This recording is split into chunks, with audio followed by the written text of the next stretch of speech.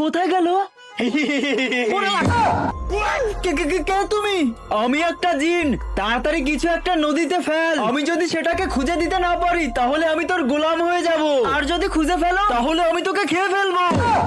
তাহলে আগে একে চান্স দেন, একে কিছু একটা ফেলাইতে বলেন। ফেলাইতে হবে নাকি? ফেলাইতে তো হবেই। আচ্ছা, আমার কাছে একটা সুই আছে, এটা আমি পানিতে ফেলাচ্ছি, তুমি এটাকেই খুঁজে দেখাও।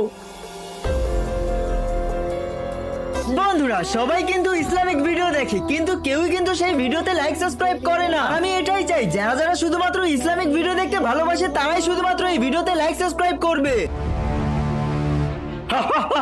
এই নে তোর সুই, আমি খুঁজে ফেলছি।